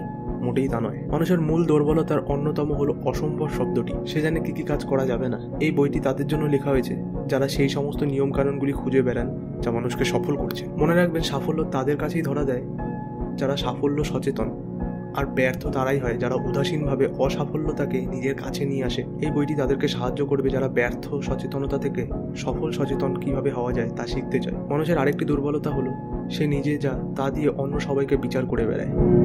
যারা এই বইটি পড়ছেন তাদের কেউ হয়তো ধরেই নিয়েছেন বইটি পড়ে কোনো লাভ হবে না, এটি তাদেরকে গ্রো রিচ করতে পারবে না এবং তারা কখনো সমৃদ্ধির কথা ভাবতেই পারবে না, কারণ এদের চিন্তাভাবনা সবসময় ঘুরপাক খায় দারিদ্র্য, অভাব, দুঃখ, ব্যর্থতা এবং পরাজয়ের মধ্যে। আমরা বোকার মতো বিশ্বাস করে থাকি যে আমাদের সীমাবদ্ধতা নিয়েই অন্যদের সীমাবদ্ধতা নিরূপণ করা যায়। হেডলি শিখিয়েছেন, আমি আমার নিয়তির নিয়ন্ত্রক, আমার আত্মার পরিচালক। কথাটি সত্য, কারণ আমাদের ক্ষমতা আছে, আমাদের চিন্তা ভাবনাগুলোকে নিয়ন্ত্রণ করার। অধ্যায় 3, সকল অর্জনের সূচনা বিন্দু, ধনী হওয়ার প্রথম পদক্ষেপ। 30 বছর আগে এডউইন সি বার্নেস যখন মালগাড়ি থেকে নিউ জার্সির অরেঞ্জ শহরে নেমে পড়েন, তখন তার চেহারা ভবঘুরের মতো দেখালেও তার চিন্তা ভাবনাগুলো ছিল কিন্তু রাজার মতো। রেল রোড থেকে তিনি যখন টমাস আলভা এডিসনের অফিসে যান, তার মন ছিল সক্রিয়। তিনি এডিসনের সামনে গিয়ে দাঁড়ান, তাকে এডিসনের সঙ্গে কোনো কাজ করতে দেওয়ার জন্য অনুরোধ করেছিলেন, যা তার আজন্ম স্বপ্ন। বিশ্ববিখ্যাত আবিষ্কর্তাটি ব্যবসায়িক সহযোগী হওয়ার জ্বলন্ত আকাঙ্ক্ষা ছিল তার হৃদয়ে। বার্নেসের এই আকাঙ্ক্ষা ছিল দীর্ঘদিনের, তবে মনের মধ্যে আকাঙ্ক্ষাটি প্রথম উদয়কালে সেটি হয়তো কেবলমাত্র একটা ইচ্ছা ছিল, কিন্তু এডিসনের সামনে দাঁড়ানোর পর এটি শুধু একটা ইচ্ছাই ছিল না। কয়েক বছর পরে এডউইন সি বার্নেস আবার গিয়ে এডিসনের সামনে দাঁড়ান, সেই একই অফিসে যেখানে তার সাথে প্রথম সাক্ষাৎ হয়েছিল এডিসনের। তবে এবার সেই আশঙ্কা রূপ নিয়েছিল বাস্তবতায়। তিনি তখন এডিসনের সঙ্গে ব্যবসা করছেন, তার জীবনের স্বপ্নের বাস্তবায়ন ঘটেছে। আজকাল লোকে যারা বার্নেসকে চেনে, জানে, তাকে ঈর্ষা করে, বলে জীবন তাকে একটা সুযোগ দিয়েছিল বলে। তারা বার্নেসের বিজয়টাকেই শুধু দেখে, কিন্তু তিনি কি করে সফল হলেন সেই কারণগুলো খতিয়ে দেখার চেষ্টা করেন না। বার্নেস সফল হয়েছিল কারণ তিনি একটি নির্দিষ্ট লক্ষ্য নির্বাচন করেছিলেন। তিনি তার সমস্ত শক্তি, ইচ্ছা শক্তি, সকল পরিশ্রম সবকিছু ওই লক্ষ্য অর্জনের পিছনে ব্যয় করেন। তিনি অরেঞ্জ সিটিতে পৌঁছানো মাত্রই এডিসনের পার্টনার হতে পারেননি। খুবই অল্প বেতনে শুরু করেছিলেন কাজ। যতদিন না নির্দিষ্ট লক্ষ্যের দিকে এক কদম এগোনো যায় কাজ করে গেছেন। সেই সুযোগের সন্ধানে তিনি ছিলেন, যা তিনি পেয়ে যান টানা 5 বছর পরিশ্রম করার পর। কতগুলো বছরে একটি দিনের জন্য কিন্তু আকাঙ্ক্ষা পূরণের কোনো আশার আলো দেখতে পাননি বার্নেস। সবাই তাকে এডিসনের ব্যবসার সামান্য একজন কর্মচারী বলেই ভাবত, কিন্তু তিনি মনে মনে নিজেকে এডিসনের পার্টনার ভাবতেন। আর এই ভাবনাটি প্রতি মিনিট জুড়েই ছিল তার মনে।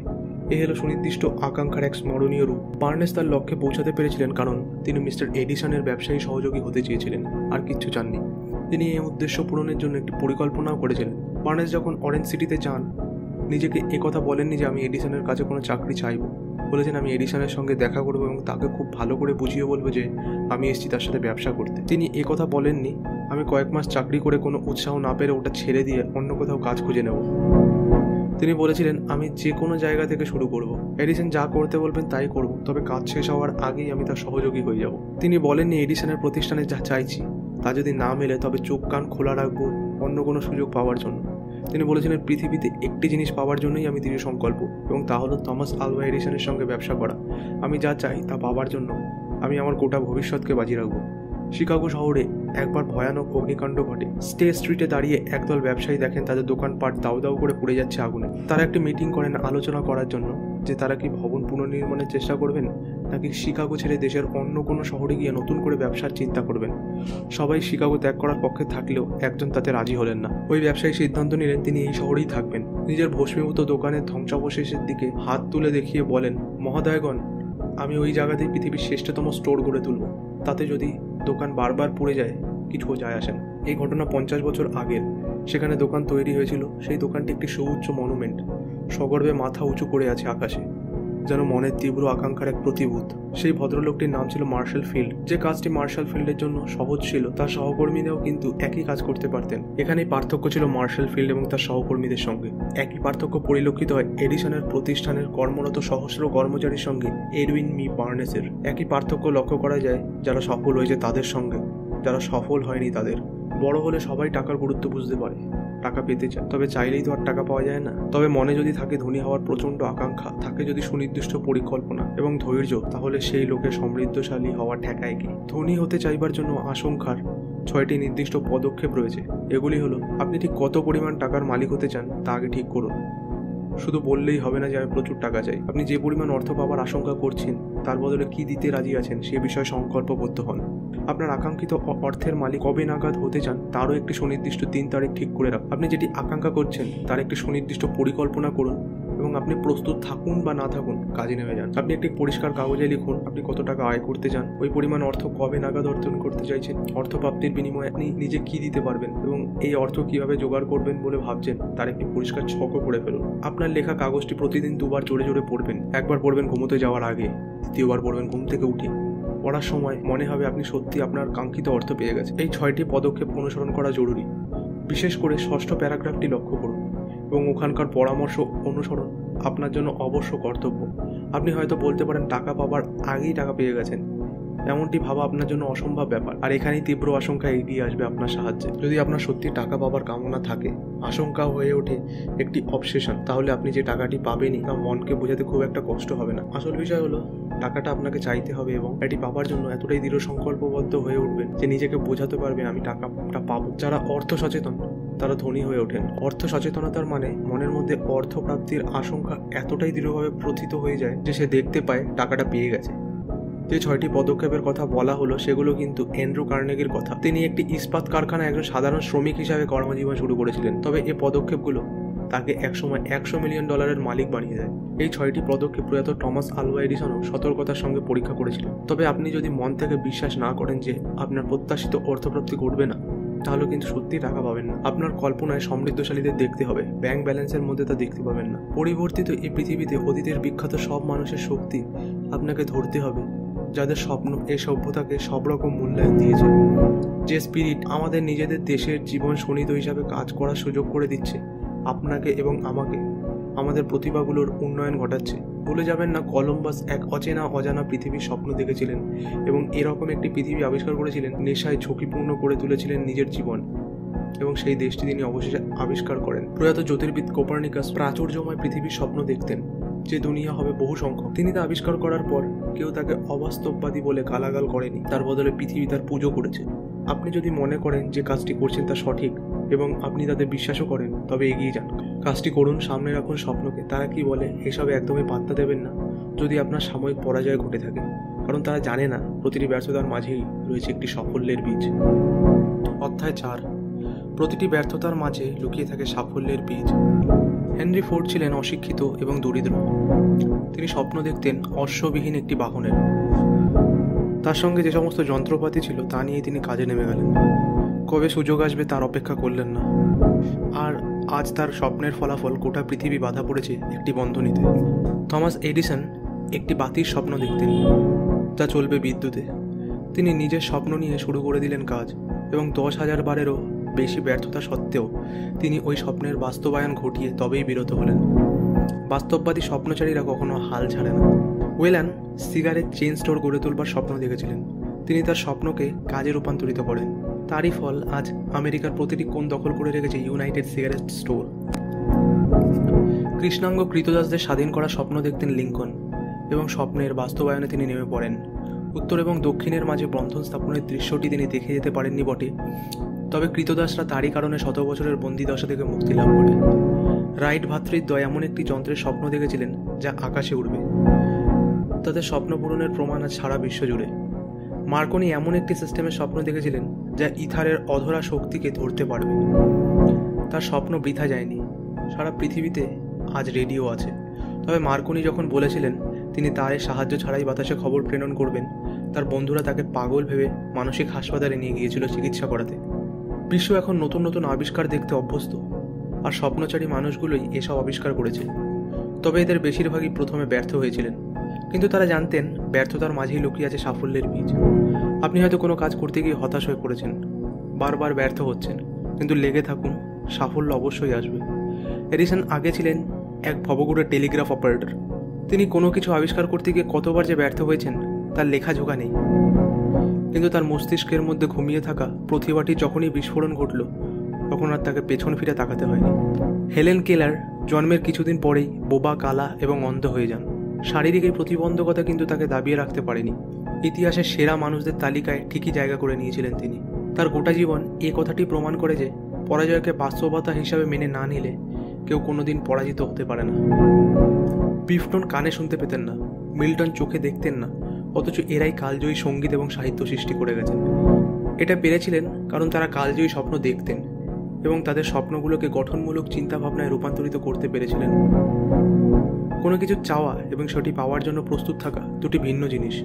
কেউ যদি বিশ্বাস না করে যে সে অমুক জিনিস পেতে পারে, তাহলে তা পাওয়ার জন্য সে প্রস্তুত হয় না। মনের মধ্যে প্রবল বিশ্বাস আনতে হবে। সির্ফ ইচ্ছা করলে বা আশা থাকলেই চলবে না, আর বিশ্বাসের জন্য খোলা মন খুব দরকার। সন্দেহে ঢাকা মন বিশ্বাস, সাহস আর আস্থা কোনো কিছুর জায়গায় এতে নেই। আমার একটি ছেলে হয়েছিল 24 বছর আগে। তার কান ছিল না। ডাক্তার ঘোষণা করেছিলেন আমার ছেলে কালা হবে, সারা জীবন হয়তো কথা নাও বলতে পারে। আমি ডাক্তারদের ক্ষমতাকে চ্যালেঞ্জ করি, আমি সিদ্ধান্ত নিই আমার ছেলে কানে শুনবে, কথাও বলতে পারবে। আমার মনে এই বিশ্বাসটি সুদৃঢ়ভাবে প্রেথিত ছিল। আমার মনের আকাঙ্ক্ষা ছিল, আমি সেই আকাঙ্ক্ষা থেকে এক মুহূর্তের জন্য এক চুলও সরিনি। আমার ছেলের বয়স বৃদ্ধির সঙ্গে সঙ্গে আশেপাশের বিষয়গুলি লক্ষ্য করতে শুরু করে। আমি লক্ষ্য করি সে যেন অল্প অল্প শুনতেও পাচ্ছে। বাচ্চারা যখন আধো আধো গুলিতে কথা বলতে শুরু করে, ওই বয়সটিতে সে একেবারেই নিশ্চুপ ছিল। তবে তার অঙ্গভঙ্গি দেখে বুঝতে পারি কিছু নির্দিষ্ট শব্দও শুনতে পায়। আর এই বিষয়টি জানাই আমার পক্ষে সবথেকে দরকারি ছিল। আমি নিশ্চিন্ত ছিলাম ও যদি সামান্যতম শুনতে পায় তাহলে ও শোনবার ক্ষমতা বা সামর্থ্য বৃদ্ধি পেতে পারে। তারপর এমন একটি ঘটনা ঘটল যা আমাকে আশান্বিত করে তুলল। একেবারেই অপ্রত্যাশিত একটি বিষয় থেকে ঘটনাটির সূত্রপাত। আমরা একটি ভিক্ট্রোলা কিনেছিলাম। বাচ্চাটি যখন প্রথমবার মিউজিক শুনতে পেল তখন উল্লাসিত হয়ে উঠল। তাৎক্ষণিকভাবে যন্ত্রটি তার পছন্দ হয়ে গেল। আমরা একটি ভিক্ট্রোলা কিনেছিলাম। বাচ্চাটি যখন প্রথমবার মিউজিক শুনতে পেল তখন সে উল্লাসিত হয়ে উঠল। তাৎক্ষণিকভাবে যন্ত্রটি তার পছন্দ হয়ে গেল।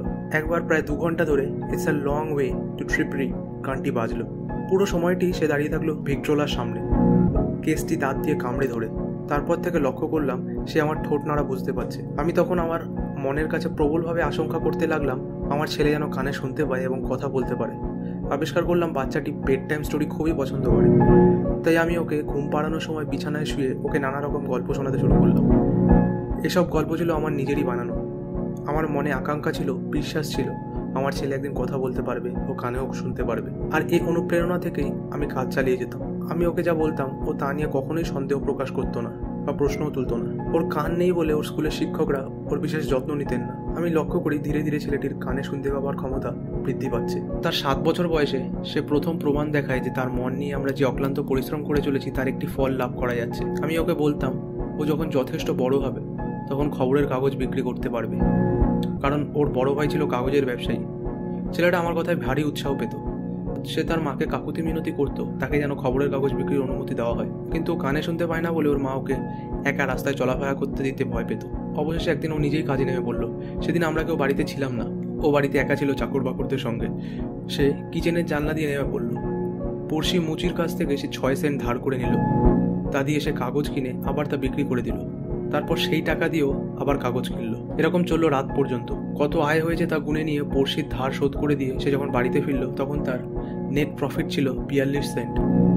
আমরা রাতে বাড়ি ফিরে দেখি ও ঘুমোচ্ছে, মুঠোয় শক্ত করে ধরা জীবনের প্রথম উপার্জন। ওর মা ছেলের মুঠোয় খুলে টাকা দেখে চেঁচিয়ে উঠল, ছেলে এমন দারুণ একটা কাজ করেছে, কোথায় খুশি হবে তা না কান্নাকাটি করে একশের। আমার প্রতিক্রিয়া ছিল সম্পূর্ণ উল্টো। আমি হো হো করে হাসছিলাম, কারণ বাচ্চার মনে নিজের ওপর বিশ্বাস রাখার যে প্রচেষ্টা আমি এতদিন চালিয়ে এসেছি তা সফল হলো।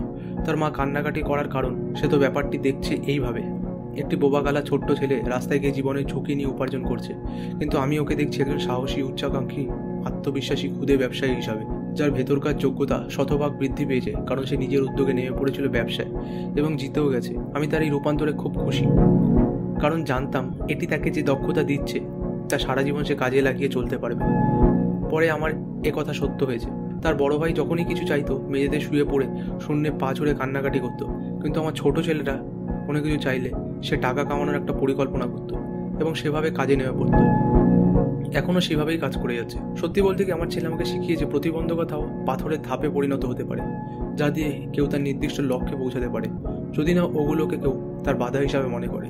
সেই ছোট্ট কানে শুনতে না পাওয়া ছেলেটি প্রাথমিক, উচ্চ বিদ্যালয় এবং কলেজের গণ্ডি পার হয়েছে তার শিক্ষকদের কথা প্রায় না শুনতে পেরেছে যখন শিক্ষকেরা জোরে কথা বলেছে কিংবা ওর কানের কাছে মুখ এনে লেকচার শুনিয়েছে। সে বোবাকালাদের স্কুলে যায়নি, আমরা তাকে সাইন ল্যাঙ্গুয়েজ শেখাইনি। আমরা সংকল্পবদ্ধ ছিলাম ও স্বাভাবিক জীবনযাপন করে চলবে, স্বাভাবিক ছেলে মেয়েদের সঙ্গে মিশবে, এবং আমরা আমাদের সিদ্ধান্তে অবিচল ছিলাম। যদিও এ নিয়ে স্কুল কর্তৃপক্ষের সঙ্গে বহু তর্ক বিতর্ক করতে হয়েছে। ও হাই স্কুলে পড়ার সময় ইলেকট্রিক হিয়ারিং এইড ব্যবহারের চেষ্টা করেছিল, কারণ ওর বয়স যখন 6 তখন শিকাগোর ডক্টর জে গর্ডন উইলসন ওর মাথায় একটা পাস অপারেশন করে দেখতে পান ওর মস্তিষ্ক প্রাকৃতিক কানে শোনার ইকুইপমেন্ট নেই। কলেজে পড়ার শেষ সপ্তাহে অপারেশনের 18 বছর বাদে এমন একটি ঘটনা ঘটল যা ওর জীবনের মোড় ঘুরিয়ে দিল। ওকে আর একটি ইলেকট্রিক্যাল হিয়ারিং ডিভাইস দেওয়া হলো, ট্রায়াল হিসাবে ব্যবহার করবে। আগের যন্ত্রটি ওকে হতাশ করে তুলেছিল বলে ওই ডিভাইসটির বিষয়ে ওকে খুব একটা উৎসাহিত মনে হচ্ছিল না। তবে অনিচ্ছা সত্ত্বেও ও যখন ডিভাইসটি মাথায় লাগালো, সঙ্গে সঙ্গে একটি দারুণ ঘটনা ঘটে গেল। সাধারণ মানুষের মতো শুনবার সারা জীবনের আকাঙ্ক্ষা ওর এক লহমায় পূর্ণ হয়ে গেল। সাধারণ মানুষের মতোই ও গানে শুনতে পেতে লাগলো। আনন্দে আত্মহারা আমার ছেলের কাছে এ এক বদলে যাওয়া পৃথিবী। সে ছুটে গেল ফোনের কাছে, ফোন করলো তার মাকে। মায়ের গলা পরিষ্কার শুনতে পেল আমার ছেলে। পরদিন সে ক্লাসের প্রফেসরদের বক্তব্যও শুনতে পেল। জীবনেই প্রথম। আগে শুধু শুনতে পেত ওর কানের কাছে মুখ নিয়ে এলে, ওরা যখন চেঁচিয়ে কথা বলতো তখন। জীবনে এই প্রথম মুক্তভাবে সে মিশতে পারলো মানুষের সঙ্গে। তাদেরকে আর জোরে চেঁচিয়ে কথা বলতে হয় না। শব্দের জগৎকে আবিষ্কার করার আনন্দে উৎসাহিত হয়ে সে হিয়ারিং এইড প্রস্তুতকারী সংস্থার কাছে নিজের অভিজ্ঞতা বয়ান করে একটি চিঠি লিখল। তার চিঠির মধ্যে নিশ্চয়ই এমন কিছু ছিল যে কোম্পানি তাকে তাদের নিউ ইয়র্কের অফিসে আমন্ত্রণ জানালো। ওখানে পৌঁছালে ওকে নিয়ে যাওয়া হলো কারখানায়। চিফ ইঞ্জিনিয়ারের সাথে নিজের অভিজ্ঞতা বলার সময় ওর মাথায় একটা আইডিয়া চলে এলো। তার মনে হলো সে যদি তার বদলে যাওয়া পৃথিবীর গল্প সেই বধির মানুষগুলিকে বলতে পারে যারা হিয়ারিং এইড ব্যবহার করে না, তাহলে হয়তো তাদের উপকার হতে পারে। সে এদের কাছে হিয়ারিং এইড ব্যবহারের সুফলগুলো তুলে ধরবে। গোটা একটা মাস সে প্রগাঢ় গবেষণা চালালো। এ সময় সে হিয়ারিং এইড প্রস্তুতকারী প্রতিষ্ঠানটির পুরো মার্কেটিং সিস্টেম বিশ্লেষণ করলো এবং বিশ্বজুড়ে বধির মানুষের সঙ্গে নিজের নব আবিষ্কৃত পরিবর্তিত পৃথিবী নিয়ে যোগাযোগের রাস্তা বের করে ফেললো। এই কাজ করার পর সে নিজের আবিষ্কৃত তথ্যাদির ওপর ভিত্তি করেই 2 বছরের একটি পরিকল্পনা বানালো। সে যখন কোম্পানির কাছে পরিকল্পনাটি পেশ করলো, সঙ্গে সঙ্গে তারা ওকে একটা চাকরি দিয়ে দিল যাতে নিজের উচ্চাকাঙ্ক্ষাকে ও এগিয়ে নিয়ে যেতে পারে। হিয়ারিং এইড কোম্পানিতে চাকরি পাওয়ার কিছুদিন পর ও আমাকে ওদের কোম্পানিতে আয়োজিত একটি ক্লাসে আমন্ত্রণ জানালো, যেখানে কালা ও বোবা মানুষদের কানে শোনার ও মুখে বুলি ফোটানোর ব্যবস্থা করা হয়। আমি এরকম শিক্ষার কথা কোনোদিন শুনিনি, তাই ওই ক্লাসে গেলাম একটু সন্দেহ এবং একটু আশা নিয়ে। আশা এ কারণে যে আমার সময়টা বৃথা যাবে না। এখানে একটি ডেমনস্ট্রেশন দেখলাম যা আমাকে একটি বৃহৎ অন্তর্দৃষ্টির সন্ধান দিল। যে আকাঙ্ক্ষাটি আমি আমার সন্তানের জন্য করেছিলাম যাতে সে সাধারণভাবে শুনতে পায়, 20 বছর আগে যে পদ্ধতিটি আমি আমার ছেলের জন্য ব্যবহার করেছিলাম, ঠিক একইভাবে এখানকার বোবা কালাদের সেই পদ্ধতিতেই শেখানো হচ্ছে। আমার মনে এই বিষয়ে কোনো সন্দেহ নেই যে আমার ছেলে ব্লেয়ার সারা জীবন বধিরই থেকে যেত যদি না আমি এবং ওর মা ওর মনটিকে আমাদের মতো করে গড়ে তুলতাম। ওর জন্মের সময় ডাক্তার নিশ্চিন্ত করেই ফেলেছিল আমার ছেলে কোনোদিন কথা বলতে পারবে না এবং কানেও শুনতে পারবে না। কয়েক সপ্তাহ আগে এ ধরনের কেসের বিশেষজ্ঞ ডক্টর আরভিং ভোরেস ব্লেয়ারকে আগাগোড়া পরীক্ষা করেন। তিনি জেনে অবাক হন আমার ছেলে এখন এত চমৎকার করে শুনতে পায় এবং কথা বলতে পারে। যদিও তা পরীক্ষায় বলা হয়েছিল তত্ত্বগতভাবে ছেলেটি একদমই কানে শুনতে পাবে না, কিন্তু আমার ছেলে কানে শুনতে পায়। যদিও এক্স-রে করে দেখা গেছে তার খুলিতে এমন কোনো দরজা বা উন্মুক্ত স্থান তৈরি হয়নি যার সাহায্যে কানের কথা মস্তিষ্কে পৌঁছাতে পারে। আমি ব্লেয়ারের মনে এই আকাঙ্ক্ষাটি খুব ভালোভাবে প্রবেশ করে দিয়েছিলাম যে সে শুনতে পারে, কথাও বলতে পারবে। প্রকৃতি অলৌকিকভাবে কাজ করেছে। আমি মনে করি এটি আমার বলা কর্তব্য যে আমি বিশ্বাস করি বিশ্বাসের সঙ্গে আকাঙ্ক্ষার তীব্রতা থাকলে কোনো মানুষের পক্ষে কোনো কাজ করা অসম্ভব নয়। ব্লেয়ারের আকাঙ্ক্ষা ছিল সে সাধারণ মানুষদের মতো কানে শুনতে পাবে এবং সে এখন তা পাচ্ছে। আসলে আকাঙ্ক্ষার শক্তি সীমাহীন। আমি আমার ছেলের মনে এই আকাঙ্ক্ষা পতিত করে দিয়েছিলাম যাতে সে তার প্রতিবন্ধকতাকে সম্পদে পরিণত করতে পারে। এই অসাধারণ ফলাফল প্রাপ্তির জন্য যে সাধন পদ্ধতি বা কার্যপ্রণালী ছিল তা বর্ণনা করা কঠিন কিছু নয়। এতে ছিল 3টি সুনির্দিষ্ট বিষয়। প্রথমত, আমি আকাঙ্ক্ষার সঙ্গে বিশ্বাসের মিশেল দিয়ে তা আমার ছেলের কাছে পৌঁছে দিই, এই বলে যে স্বাভাবিকভাবে কানে শুনতে পাবে। দ্বিতীয়তভাবে যত উপায় সম্ভব আমার আকাঙ্ক্ষা দিয়ে তার সঙ্গে যোগাযোগ রক্ষা করেছিলাম। আমি এ বিষয়ে টানা লেগেছিলাম। তৃতীয়ত, ও আমার ওপর আস্থা রেখেছিল। লোকে কিভাবে আকাঙ্ক্ষার শক্তি ব্যবহার করতে পারে এই প্রশ্নের জবাব ব্যাখ্যা করা হয়েছে এবং আগামী অধ্যায়গুলোতে এ সম্পর্কে আরও আলোচনা করা হবে। আমার এক পরিচিত লোক বেশ কয়েক বছর আগে ভয়ানক অসুস্থ হয়ে পড়েছিল। তাকে অপারেশন কক্ষে নিয়ে যাওয়ার সময় তার অতি ক্ষীণ স্বাস্থ্যের দিকে তাকিয়ে আমরা ভাবছিলাম কি করে এ অপারেশনের ধকল সামলাবে। মনে হয় টিকবে না। ডাক্তারদেরও একই অভিমত ছিল। কিন্তু অপারেশনের কক্ষে প্রবেশের সময় ওই লোকটি আমাকে বলেছিল, বস, চিন্তা করবেন না, আমি ঠিকই সুস্থ হয়ে ফিরে আসবো। এবং তাই ঘটেছিল। তার ডাক্তার আমাকে বলেছিলেন বেঁচে থাকার তীব্র কামনাই তাকে এই যাত্রা থেকে রক্ষা করেছে। সে যদি মৃত্যু চিন্তায় কাতর থাকতো তাহলে কিছুতেই বাঁচতে পারত না। দেখলেন তো ইচ্ছাশক্তি, আকাঙ্ক্ষার ক্ষমতা কতটা। এরকম বহু লোককে আমি দেখেছি প্রবল আকাঙ্ক্ষার কাছে পরাভব মেনে নিয়েছে। অধ্যায় 5, বিশ্বাস। আকাঙ্ক্ষা সিদ্ধি ও দর্শনের জন্য বিশ্বাস। ধনী হওয়ার দ্বিতীয় পদক্ষেপ। মনের প্রধান রসায়নটির নাম বিশ্বাস। বিশ্বাস যখন মনের কম্পনের সঙ্গে মিশে যায়, অবচেতন মন সঙ্গে সঙ্গে কম্পনটি তুলে নেয়, একে পরিণত করে আত্মিক সমর্থকে এবং প্রার্থনার কাজ একে অসীম বুদ্ধিমত্তায় স্থানান্তর ঘটায়। বিশ্বাস, প্রেম এবং সেক্স সকল ইতিবাচক আবেগের মধ্যে সবথেকে শক্তিশালী আবেগ। এই 3টি যখন একত্রে মিলেমিশে যায়, এদের ভেতরে চিন্তার কম্পনের রঙের প্রভাব পড়ে এমনভাবে যে এটি তাৎক্ষণিকভাবে পৌঁছে যায় অবচেতন মনের দ্বারে, যেখানে এটি স্পিরিচুয়াল অ্যাকুইভমেন্টে পরিবর্তন ঘটে। এটি একমাত্র গঠন যা অসীম বুদ্ধিমত্তাকে উদ্দীপিত করে। প্রেম এবং বিশ্বাস হলো সাইকিক বা মানসিক। এটি মানুষের আধ্যাত্মিক বা আত্মিক দিকটির সঙ্গে সম্পর্কিত। সেক্স হলো পুরোটাই বায়োলজিক্যাল বা শারীরিক, শরীরের সঙ্গে সম্পর্কযুক্ত।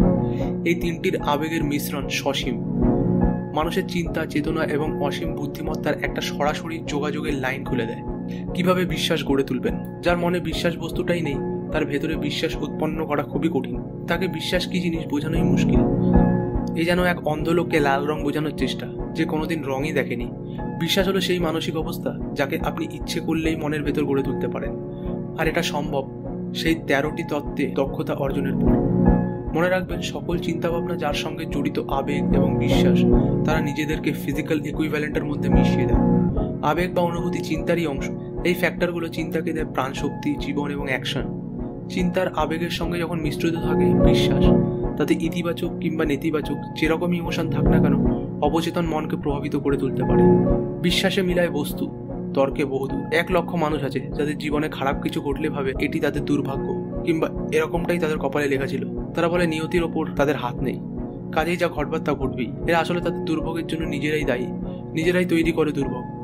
কারণ নেতিবাচক চিন্তা ভাবনা মনে স্থান দিলে অবচেতন মন তা লুফে নেয় এবং তাকে শারীরিক সামর্থ্যে পরিণত করে। মন এমন একটি জায়গা যেখানে আপনি হুকুম দিয়ে নিজের উপকার করতে পারবেন। অবচেতন মনকে কথাগুলো শোনাতে হবে। আপনার যে কোনো আকাঙ্ক্ষা, যাকে আপনি শারীরিক বা আর্থিক সমতুল্যতায় রূপান্তর ঘটাতে চান, তাতে যদি পুরোপুরি বিশ্বাস থাকে, তাহলে এর বাস্তবায়ন অবশ্যই ঘটবে। আপনার বিশ্বাস বা আস্থা হলো সেই উপাদান যা আপনার অবচেতন মনের অ্যাকশনকে প্রত্যয়ী করে তোলে।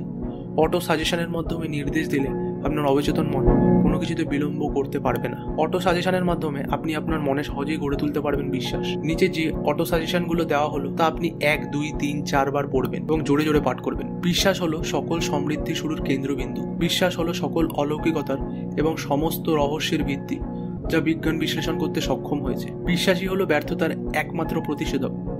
বিশ্বাস হলো সেই উপাদান বা কেমিক্যাল যা যখন প্রার্থনার সঙ্গে মিশ্রিত হয়, তখন অসীম বুদ্ধিমত্তার সঙ্গে সরাসরি যোগাযোগ ঘটিয়ে ফেলে। বিশ্বাস হলো এমন এক উপাদান যা চিন্তার সাধারণ কম্পনকে গঠন করে মানুষের সসীম মনের সাহায্যে এবং তাকে আত্মিক সমতুল্যতা এনে দেয়। বিশ্বাস হলো একমাত্র মাধ্যম যার সাহায্যে অসীম বুদ্ধিমত্তার কসমিক ফোর্সকে মানুষ ব্যবহার করতে পারে। আত্মবিশ্বাসের ফর্মুলা। আমি জানি আমার জীবনের সুনির্দিষ্ট উদ্দেশ্য পূরণ করার ক্ষমতা আমার রয়েছে, তাই আমি হুকুম করছি নিজেকে অনড় থাকতে, যাতে আমি এগুলো অর্জনের পথে এগিয়ে যেতে পারি, এবং শপথ করছি এর বিনিময়ে আমি নিশ্চয়ই কিছু দেবো। আমি বুঝতে পারছি আমার মনের কর্তৃত্বপরায়ণ চিন্তাভাবনাগুলো অবশেষে ফিজিক্যাল অ্যাকশনে পরিণত হবে এবং ক্রমে এগুলো শারীরিক বাস্তবতার মোড় নেবে। এ কারণে আমি প্রতিদিন 30 মিনিট করে আমার চিন্তাভাবনাগুলোর ওপর মনোযোগ কেন্দ্রীভূত করব। ভাববো আমি আসলে কি করতে চাইছি, কি হতে চাইছি, এবং ওই মানুষটির একটি পরিষ্কার ছবি ফুটিয়ে তুলব আমার মনের মধ্যে। 3. অটো সাজেশনের বৈশিষ্ট্য অনুযায়ী আমি জানি আমার মনের মধ্যে যে আকাঙ্ক্ষা পুষে রেখেছি তা অবশেষে কিছু অভিব্যক্তির মাধ্যমে আমার আরাধ্য বস্তুটি ছবি ফুটিয়ে তুলবে, এবং আমি প্রতিদিন 10 মিনিট করে আত্মবিশ্বাস বৃদ্ধির জন্য নিজেকে উৎসর্গিত করব। আমি আমার জীবনের সুনির্দিষ্ট মূল লক্ষ্যের কথা পরিষ্কারভাবে একটি কাগজে লিখে রেখেছি, এবং এটি অর্জনের জন্য যতদিন না পর্যন্ত আমার মনে যথেষ্ট পরিমাণ আত্মবিশ্বাস জন্মাবে, ততদিন পর্যন্ত এই চেষ্টা থেকে বিরত থাকবো না। আমি পরিষ্কার জানি পৃথিবীর কোনো ধনসম্পদ বা অবস্থানই চিরস্থায়ী নয়, যদি না সেটি বিশ্বাস ও ন্যায় বিচার দ্বারা প্রতিষ্ঠিত হয়।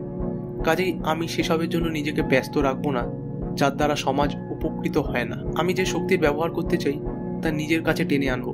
আমি চাইবো অন্যেরা আমার সেবা করুক, আর আমিও তাই মানব জাতির প্রতি ভালোবাসা করে তুলে আমি নির্মূল করব সমস্ত ঘৃণা, ঈর্ষা, হিংসা, স্বার্থপরতা এবং নৈরাশ্যবাদ। কারণ আমি জানি অন্যদের প্রতি নেতিবাচক মনোভাব আমার জন্য কখনো সাফল্য বয়ে আনবে না। আমি চাইবো অন্যেরা আমাকে বিশ্বাস করুক, কারণ আমি তাদের ওপর বিশ্বাস স্থাপন করব এবং নিজেও বিশ্বাস করব। আমি এ ফর্মুলায় আমার নাম দস্তখত করব এবং এটি মনে রাখবো, এবং প্রতিদিন একবার করে জোরে জোরে এটির পুনরাবৃত্তি করব পূর্ণ বিশ্বাসের সঙ্গে যে এটি আমার চিন্তা এবং কর্মকাণ্ডের ক্রমে প্রভাব বিস্তার করবে, যাতে আমি একজন স্বনির্ভর এবং সফল মানুষ হতে পারি। এই ফর্মুলায় রয়েছে প্রকৃতির এমন এক আইন যা আজও ব্যাখ্যা করা সম্ভব হয়নি।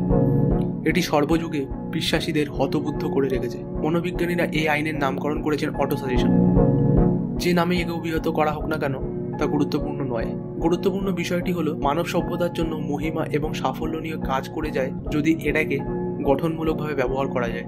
পক্ষান্তরে একে ধ্বংসাত্মকভাবে ব্যবহার করা হলে এ শুধুই ধ্বংস সাধন করবে। এই স্টেটমেন্ট বা বিবৃতিতে একটি অত্যন্ত প্রাসঙ্গিক সত্য রয়েছে, আর তা হলো যারা পরাজয় মেনে নেয় এবং নিজেদের জীবনের অবসান ঘটায় দারিদ্র, দুর্দশা ও দুঃখের মাঝে, এরকমটি তাদের জীবনে ঘটার কারণ তারা অটো সাজেশনের বৈশিষ্ট্যকে নেতিবাচকভাবে ব্যবহার করেছে। অবচেতন মন গঠনমূলক ও ধ্বংসাত্মক আবেগ এবং চিন্তাভাবনার মধ্যে কখনো পার্থক্য করে না। এটি কাজ করে আমরা এটিকে যে মেটেরিয়াল খাওয়াই তার মাধ্যমে বা আমাদের চিন্তাভাবনার আবেগ দ্বারা পরিচালিত হয়ে। অবচেতন মনকে ভয় দ্বারা যেমন চালিত করা যায়, তেমনি সাহস ও বিশ্বাস দ্বারাও চালিত করা যায়। চিকিৎসা বিজ্ঞানের ইতিহাসে সাজেস্টিভ সুইসাইডের অনেক বর্ণনা পাওয়া যায়। এর মানে হলো অনেকেই নেতিবাচক সাজেশনের বশবর্তী হয়ে আত্মহত্যার পথ বেছে নেয়। পাশ্চাত্যের একটি শহরে জোসেফ গ্র্যান্ট নামে এক ব্যাংক কর্মকর্তা পরিচালকদের না জানিয়ে ব্যাংক থেকে বড় অঙ্কের একটা টাকা সরিয়ে ফেলেছিল। সে জুয়া খেলে টাকাটিকে নষ্ট করে ফেলে। একদিন দুপুরে ব্যাংক এক্সামিনার আসে অ্যাকাউন্ট চেক করার জন্য। ওই দিন গ্র্যান্ট ব্যাংক থেকে বেরিয়ে স্থানীয় একটি হোটেলের একটি কামরা ভাড়া নেয়। 3 দিন পর লোককে তার সন্ধান পায় এবং দেখে যে সে বিছানার উপর শুয়ে কাতরাচ্ছে, ঘুমাচ্ছে আর বারবার বলছে, মাই গড, আমি মরে যাব, আমি এই অসম্মানে কিছুতেই সহ্য করতে পারবো না। কিছুক্ষণ পরে সে মারা যায়। ব্যাংকের ডিরেক্টররা এই কেসটিকে মেন্টাল সুইসাইড বলে অভিহিত করেন। বিদ্যুৎ যেমন শিল্প কারখানার চাকা ঘোরায়, যদি একে গঠনমূলকভাবে ব্যবহার করা যায় তাহলে সঠিক সেবা পাওয়া যায়। উল্টোটি ঘটলে জীবন নষ্ট হয়ে যায়। তেমনই অটো সাজেশনের আইন কানুন আপনাকে নিয়ে যেতে পারে শান্তি ও সমৃদ্ধির পথে, অথবা ঠেলে দিতে পারে দুঃখ, ব্যর্থতা এবং মৃত্যুর উপত্যকায়।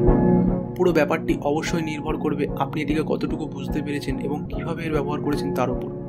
আপনার মনে নিজের সামর্থ্য নিয়ে যদি থাকে ভয়, সন্দেহ এবং অবিশ্বাস, তাহলে অটো সাজেশন আপনার এই অবিশ্বাসটিকে এমন একটি প্যাটার্ন বা নকশা হিসেবে ব্যবহার করবে যে আপনার অবচেতন মন সেটাকেই মূর্ত রূপ দেবে। এ যেন সেই বাতাসের মতো যার চাপে একটি জাহাজ যায় পূর্ব দিকে, অপরটি যায় পশ্চিমে। অটো সাজেশনের আইন হয়তো আপনাকে ওপরে তুলে দেবে, নয়তো আপনাকে ডুবিয়ে দেবে।